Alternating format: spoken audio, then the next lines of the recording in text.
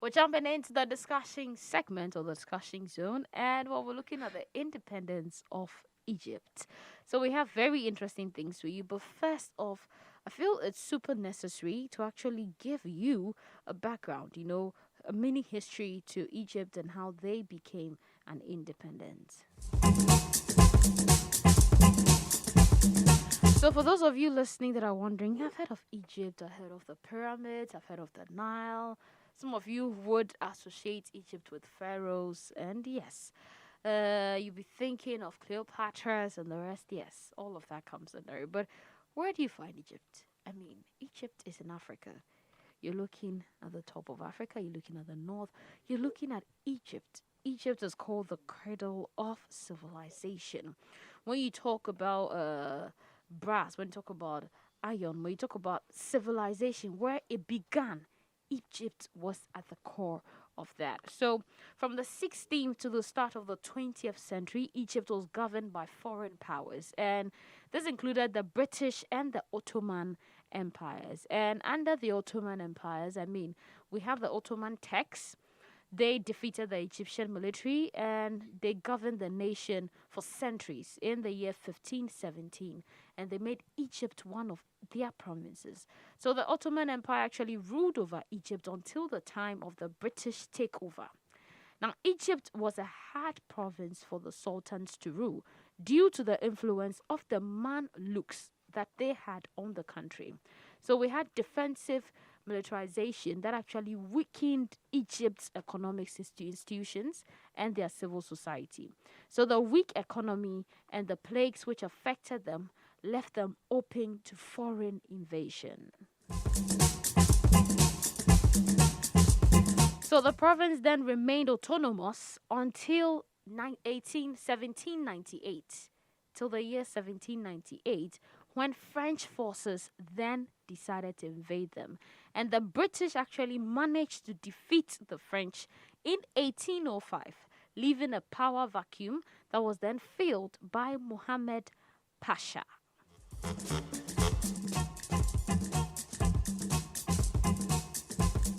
Now, Mohammed Pasha is an Albanian commander of Ottoman military, and he established his dynasty, which ruled over Egypt until the year 1952. So, from the year 1820 to 1841, he managed to annex parts of Arabia, Syria, and northern Sudan, but the European power forced him to return them to the Ottoman. And under Mohammed Pasha, Egypt became an autonomous European vassal state, a status it actually held on to till the year 1914. 1914. Well, they had the construction of the Suez Canal, which ended in the year 1869. So I said Egypt became what? A vassal state, and they held that position till 1914. Were you wondering, what is a vassal state? I mean, a vassal state basically is secondary to a dominant state. It is subordinate in nature. In this case, the term vassal basically refers to the ruler and not the state itself. So it has no authority on the subordinate states in many aspects, both military, political, and economical. So we're looking at what happened to Egypt when it was under the rule of Mohammed Pasha. Now, the construction of the Suez Canal ended in the year 1869, and it left Egypt with massive debts, which resulted in Ismail opposing heavy taxation. Now, Ismail sold their share of the canal to the United Kingdom in the year 1785. And various circumstances like wars, floods, and epidemic diseases affected the economy.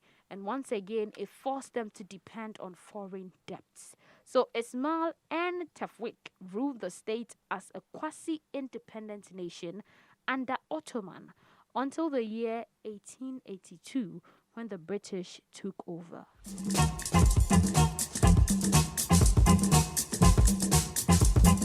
Now that's a lot of, handovers, going to this hand, going to that, but we're familiar with such stories because we know before most of these African countries actually regained their independence, they literally had to fight for it. You lose it today, you get it to another person, takes it, then you take it from another country. Then it was just back and forth, back and forth, back and forth. Well, Egypt remained a part of the Ottoman province until November 5th, 1914, when it became a British protectorate. And the title of the leader was then changed from Khedive to Sultan. And we had Hussein Kamal, who was replaced by his nephew Abbas II. So after the First World War, the nationalist movement, with the help of the Wafd Party and Sad Zaghloul, won more legislative seats and became the majority in the assembly. Therefore, when Zaghloul and his team were exiled to Malta, Egypt, the whole of Egypt rose in revolution because he wasn't happy. One thing they had seen what he had done for them, and he was very happy. And so this resulted in their independence from the British on February 22nd, 1922. Now, after that, a new government was formed, and they drafted their constitution by the year 1923. Zaghloul became the first Egyptian prime minister, and there was continuous instability that was caused by the influence of the United Kingdom, and King Farouk's political involvement also resulted in a revolution in the year 1952. Well, after the 1952 revolution, we had the leadership of the country that was passed onto the hands of the military, and King Farouk was replaced by Fouad. So Egypt actually became a republic with Mohammed Naguib as their president on June 18th, 1953. And Mohammed served for less than 2 years before Gamal Nasser forced him to resign and placed him under house arrest. And Gamal Nasser was actually a pan-Arabist and the architect of the Egyptian Revolution of 1952.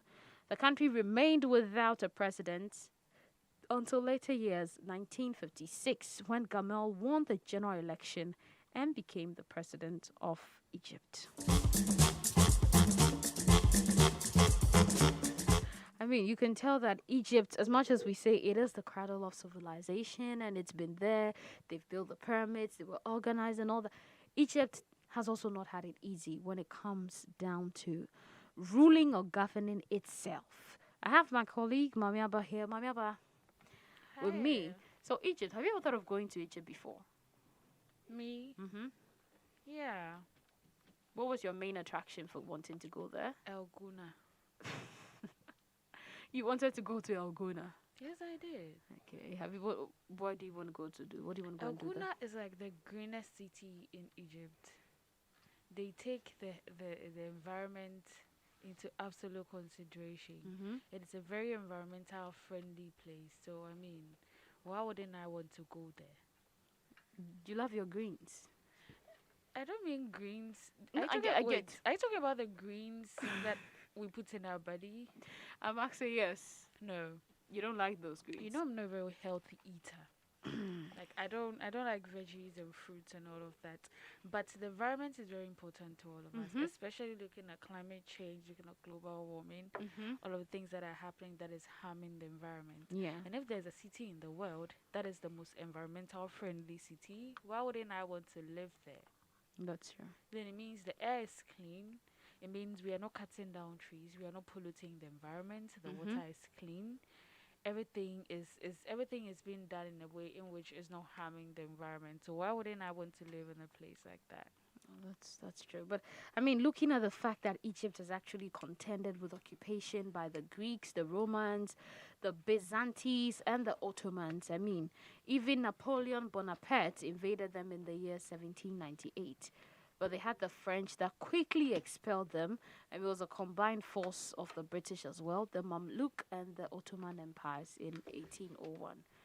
They've come very far. Yeah. You know, when most African nations were invaded by people. And if they are since we are celebrating their independence day now, it means they are independent, and all of those things were in the past. That's the thing. Yeah. One thing I really loved about Egypt was the fact that it was the cradle of civilization. Way back then, when you're talking of organization, you're talking of the fact that being able to achieve something, build something, put something together. Egypt did not fall under, we don't know what we're doing with ourselves, or we cannot govern or rule ourselves. Egypt basically is like they knew what they were doing. When it came to the science, the maths, like the people had a hold on almost everything their pharaohs. I mean, forward thinking. I want to personally see the pyramids for myself. Okay. Yeah, I really want to see the pyramids. Yeah, but you talked about all of the events that happened leading to independence in Egypt, but I want to share some facts Mm-hmm. about modern day Egypt right now. Yeah. So there are about 104 million people living in Egypt right now as at 2021, Yeah. and then their capital city is Cairo, Yeah. and there are 21 people out of the 104 million people living in the capital city. Now, the official language of Egypt is Arabic, Mm-hmm. and their literacy rate is 72% of the population aged 15 years and over who can read and write. The religions they have in Egypt are 90% Muslims and then 10% Christians. Their currency is the one Egyptian pound. And their national symbols are a golden eagle, which is their Mm-hmm. national animal, and then a white lotus, which is their national flower. Does Ghana have a national flower? No, we don't have a national flag. Do we have a Not none national that I animal? know of. None that I know of. We do Well, have a national flag. every nation has a national flag. But I mean, this is interesting to me, like a national animal and then a national flower. So the national animal is a golden eagle, like I said, and the Mm-hmm. national flower is the white lotus. The lotus, yeah. Then their national colors are red, white, and black. And their national anthem is Belady, Belady, Belady, like the The first one song we you played, played at the yes, we beginning explained, yeah. of the show, which translates to my homeland. My homeland, yes. You have my heart, you have my love. Yeah. So, and the name Egypt Mm-hmm. comes from the ancient Greek name for the country, which is Egyptos.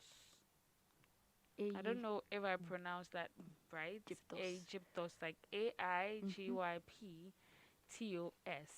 And the longest border of Egypt is shared with Sudan. Yeah. And Egypt is 3 times larger in land area than New Mexico, which is in the United States. Mm-hmm. And it is slightly smaller in size than 3 times the size of Germany. Wow. Yeah. And it is the second largest city on the Africa. Cairo, which is the capital city, Mm-hmm. is the second largest city on the African continent after Lagos in Nigeria. And so, I mean, I believe Afis will add up to it. Well, thank you very much. You said almost everything. Yes, I joined the latter part of the conversation, but the little I would add is I think you guys have covered basically everything.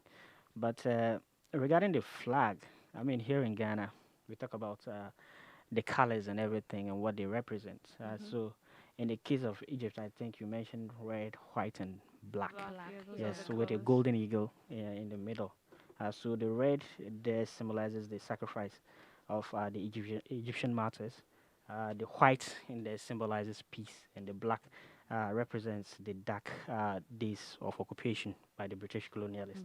And the black eagle, I said the black eagle, the The eagle, the golden. golden eagle, Yeah. represents strength and power.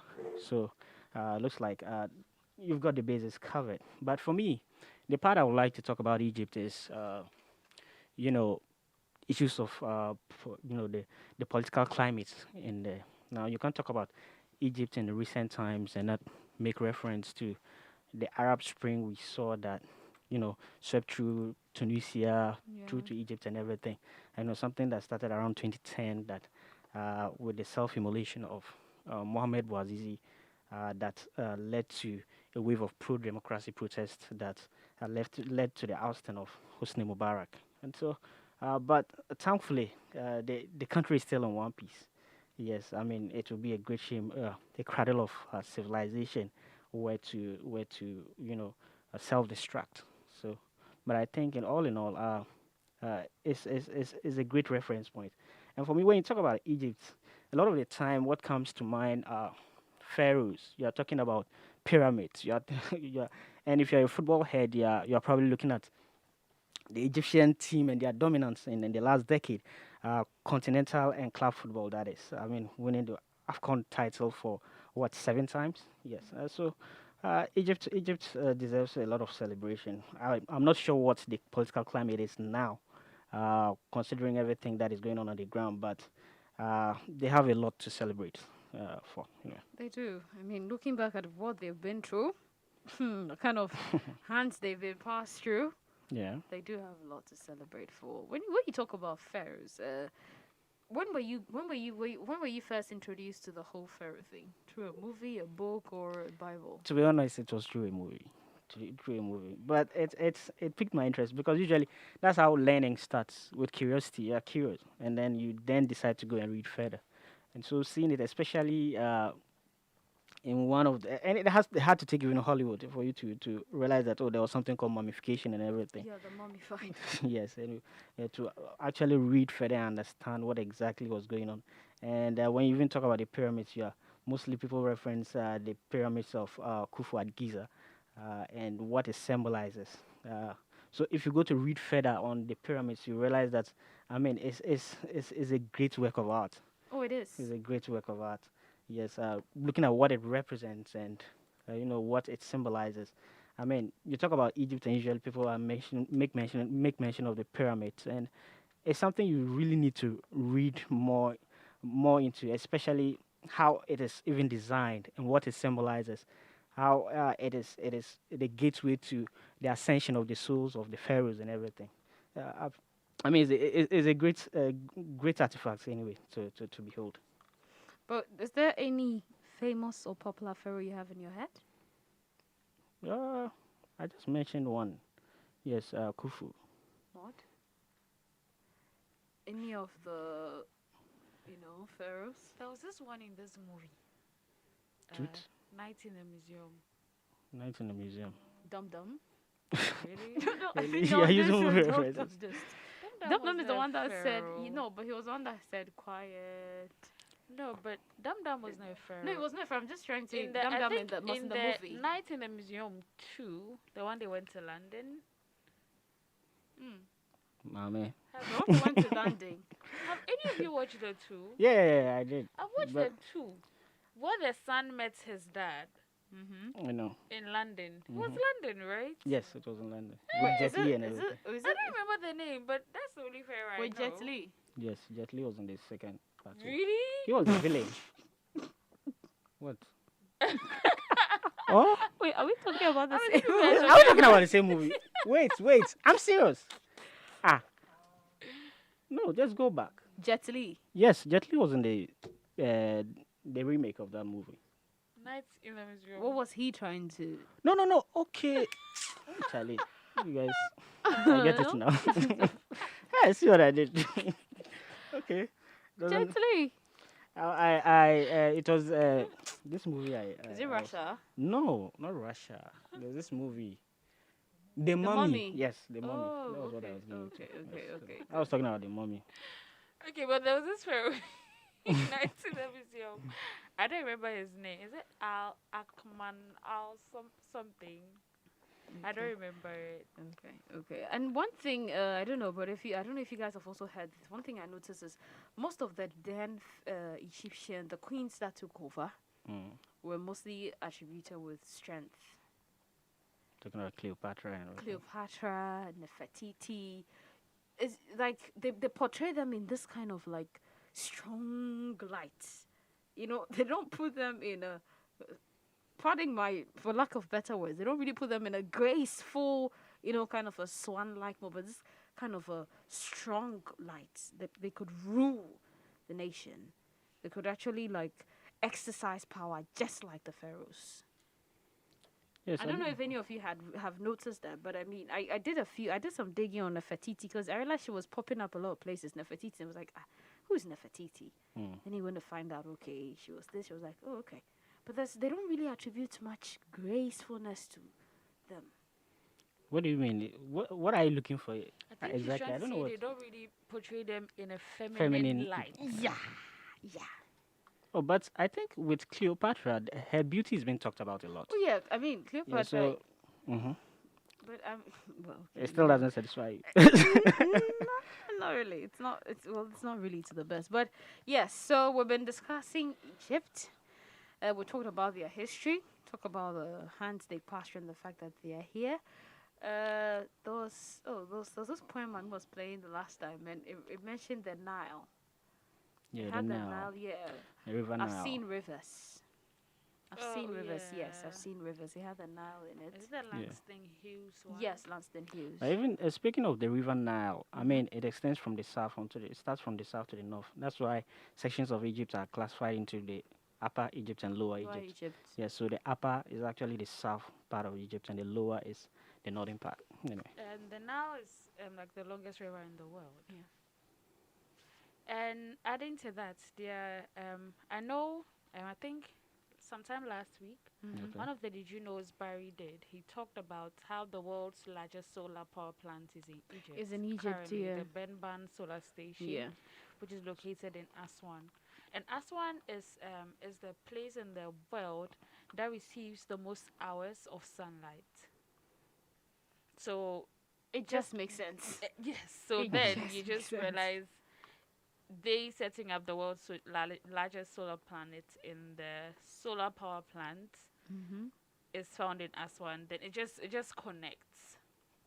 Yes, and speaking of manufacturing and industrialization and everything, uh, recently I think the famous red double-decker buses that the streets of London is Mm-hmm. known for. I mean, Egypt is actually manufacturing those brand of buses anyway, and they actually struck that deal way back in 2011 or so to actually put out about 60 buses and. A company called MCV, I think. Yes, in a way. So Egypt seems to be doing very well for itself, irrespective of the political situation that they found themselves in. Anyway, so, They seem to actually have had a lot started from the beginning. Like they were always breaking into the new discoveries, working on new stuff, putting new things together. You know, when it comes to advancement in the ancient ways, Egypt was like taking the lead most of the time. That's how I see them. Okay. And I'd like to add that the ancient Egyptians invented the 365 days a year calendar. And they actually did that as a way to predict the yearly floodings of the Nile River. And fortunately, it's like right now the whole world has adopted except for Ethiopia, the Ethiopia. country that is still in 2000 and something. that too. allow them. Mod, allow them. Is that a shade? I think even with them, they still do 365 days a year. But they have their calendar is different. Maybe their You know, time is one off. time I was coming to do headlines across Africa and I saw it and was like they were celebrating the year 2000 and something. So I thought, oh no, I got it wrong. I probably opened an old portal. I had no idea that like really on the ground they were now celebrating the Yeah, I year think 2000 they're also then or something. the country whose clock starts from Yeah. Yes, from something. 6 years My downwards calendar and is on then Slack. comes I up. mean, there are so many calendars. I mean, there's the Chinese calendar, And for the instance. Mayan Chinese- calendar. You know the Yes. Chinese calendars, like in as much as they have the Chinese New Year, they are Yeah. still going with With the ours, years of yeah. most of the countries in the Exactly, world. that's true. That's true. Leave the video. Just leave the video. Oh no, that's not their case. I'm just 2000 and how are they still in 2000? something. We're in 20 we, something. we have to go to Ethiopia. Okay.